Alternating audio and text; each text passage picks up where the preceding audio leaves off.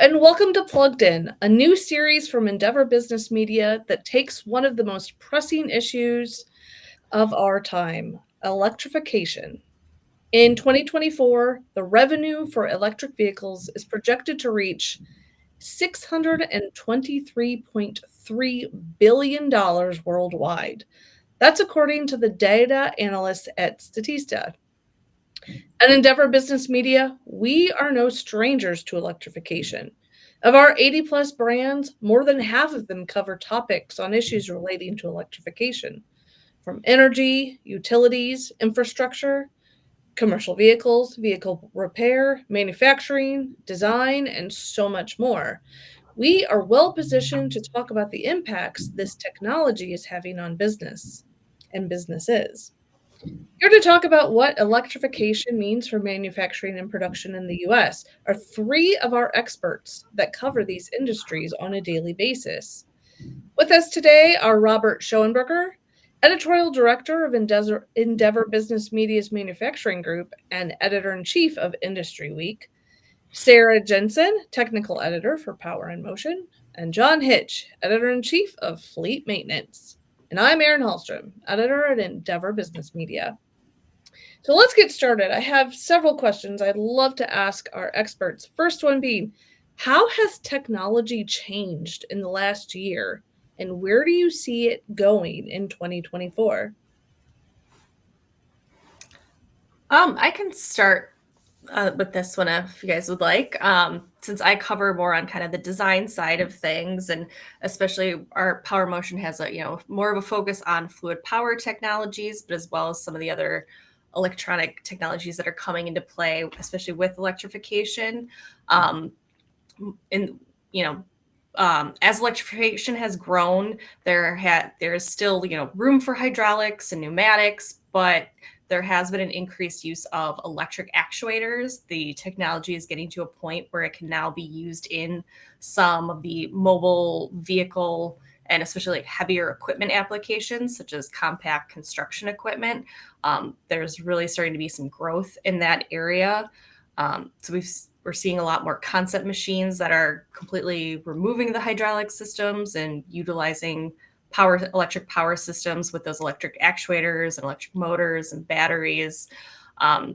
But there's also a lot of room for hydraulics and pneumatics in these applications, because hydraulics in particular, just nothing matches their power density in the really large pieces of equipment and heavy trucks and such. So there's a lot of work on that side to become more efficient, because efficiency is really important for electric vehicles of all types to ensure battery life and between charges and everything. So those have been some of the bigger, technology changes we've been seeing in Power and Motion from our side of things. I can speak a little bit just on the broader market. Two big stories emerged in 2023 that are going to continue to ripple out through 2024 on the electric vehicle side, on the mass market. The first being just a wider variety of battery types. The beginning of the year, really almost every new electric vehicle coming out on the market was using a lithium-ion battery pack, which is a very expensive but very robust system. It started out in China early last year, but the lithium iron phosphate batteries started gaining some strength, which are lower energy density. They can't carry as much of a charge, but they charge much faster, and they're significantly cheaper. The iron replaces a lot of the very expensive chemicals that had been in place in some of the more expensive Tesla-style batteries leading up to that. Ford made a big announcement that it's going to be using the lithium iron phosphate batteries in some of its future electric vehicles, and is in the process of building a plant in Michigan to make those kinds of batteries. So that's going to really ripple out for the next several years, because there's going to be lower cost batteries available for electric vehicles, but they're going to be lower capacity. So there's going to be a big trade-off there. So that was one thing. But the biggest story in technology changes last year was the just complete adoption industry-wide of the Tesla charging standard. Going into 2023, there were two big competing standards, Ford and GM and Volkswagen, and pretty much all of the other major automakers we're sticking to a global standard that had been developed by the Society for Automotive Engineers. It was one of these, engineering-driven things, a standard plug that everyone could use. And then Tesla had its own system. And the Tesla system had the big advantage of, if you're driving a Tesla, that meant you could use their supercharger network. And the Tesla supercharger network is 5 times the size of any of the other private networks out there. So throughout the year, one by one, Ford and then GM and then Toyota and then Honda, they all agreed to drop their other standards and adopt the Tesla North American charging standard, giving people access to that Tesla network. And just today, at the beginning of February, Ford announced that it's going to start sending adapter kits to the people who bought vehicles using the old standards. They'll be able to start using the Tesla chargers right away. So that's going to that'll simplify things. So one standard instead of 2, and charging vehicles becomes a lot easier nationwide because you no longer have to look for the one that fits your car. Yeah, so in the commercial vehicle space, those are basically the biggest end users. The biggest technological change is that they're actually using them. So, they've spent several years developing this technology, and now we can see them on the roads. So last year in 2023, with the Freightliner eCascadia, Schneider, one of the largest transportation carriers, they used 92 of these eCascadias, a Class 8 truck, to drive more than 1 million miles. And then along with that, we have a nonprofit, the North American Council for Freight Efficiency, or NACFE, that ran a huge project in September called Run on Less Electric Depot.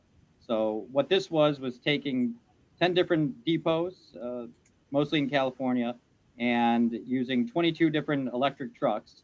And they just really did some scientific studies measuring range and, what the battery capacity was, and just really got into the weight, because as you're, carrying things in a truck, the weight does matter. And so since range is so important, the heavier something is, the range goes down. So these fleets that they want, that the manufacturers want to buy these trucks, the fleets have to know exactly what they're going to get out of these to figure out total cost of ownership.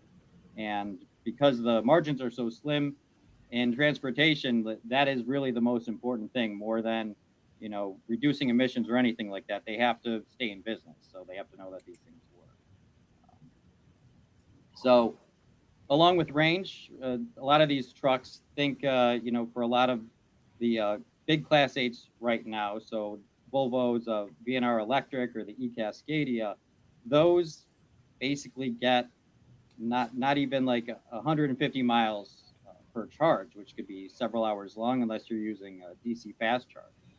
So you could do extended, and you're about, if the expected capacity is like 250, you might get, or 275 rather, it could be like 238, I've been told. And these are people that are actually testing these things. So you have to figure, if there's 100% capacity, you got to take 20% off of that right off the top, because that needs to stay in the battery. So the sweet spot they're finding is, from 20% to 80% charging a lithium ion battery, that, you can charge that really fast. It's like, let's say it takes an hour to charge to 100%. It takes as long to get from 80% to 100% capacity as it does from 20% to 80%. So something called opportunity charging is really being explored, and the NACFE study really showed that. And that was, most notably with Tesla's Semi, long awaited, I think was announced in 2017, and finally into production. And PepsiCo, Frito-Lay, they've been testing those, and on one charge, they went 410 miles, and then over a day using opportunity charging, they were able to go 1,076 miles on a single, or on several charges using the opportunity charge. Another big development was the production start of the Nikola Tre fuel cell electric vehicles. So these are powered by hydrogen. These are still electric vehicles, it's in the name, but these have an onboard generator. You have a tank full of hydrogen, and that is what is charging the battery over time. And you can get a lot bigger range off of those. They are also a lot more expensive, and you also have to consider you need a hydrogen network, just like you have, gasoline and diesel fuel networks now. You have to create a whole new one, basically from scratch. So that's one of the limiting factors for that. But Nikola just, I believe, last week or this week, did a 400-mile run in California, Coyote Logistics. So that was the gross vehicle weight rating on any of these electric vehicles is going to be 82,000 pounds. So that's all of the whatever you're hauling, including the truck and the trailer, 82,000 pounds, which is 2,000 pounds more than your standard diesel. But this one had about, I think, 60,000 pounds, and it reached 400 miles. Capacity that Nikola is saying is about 500. So there's still some work to be done there, but anything to get these long haul trucks to be zero emissions and actually be able to compete with diesel, that's a huge win. And then, as Robert mentioned on chargers for the passenger vehicles, commercial vehicles are doing a lot there as well.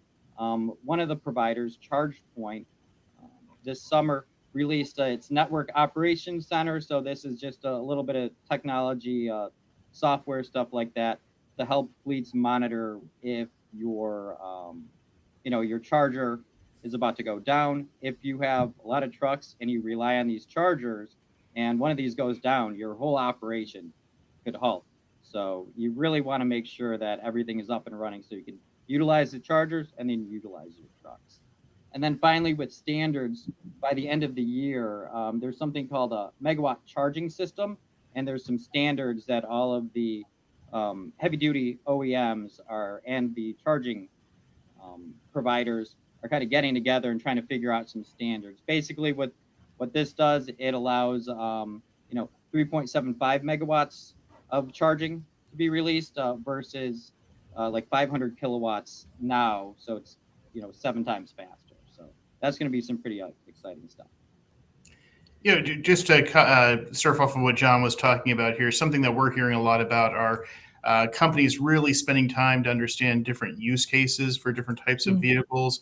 I think one of your colleagues, John, just had a piece about Orange, the company in Indiana that's doing yard trucks, and finding that these big Class 8 vehicles that just never leave the facility are constantly just moving back and forth across these large yards are a great use case for electric vehicles. And we're seeing, for instance, Rivian, which is a private company, that their contract with Amazon to provide a lot of delivery vans for Amazon has been a lot more successful than some of the other use cases where people are trying to drive cross-country in a Class 8 truck, where you have the charging infrastructure limitations and things like that. But some of these short-haul delivery type vehicles were making a little more sense. So we're seeing a lot of really interesting kind of business cases and use cases coming out of the different technologies right now. Sure. I should add that all of these use cases in trucking are going to be regional or last mile. Last mile is, to people's homes and stuff, your Amazons and things like that. That's anything under like 100 miles per day. That's going to be the sweet spot right now. And then we're just going to wait for, battery technology to improve.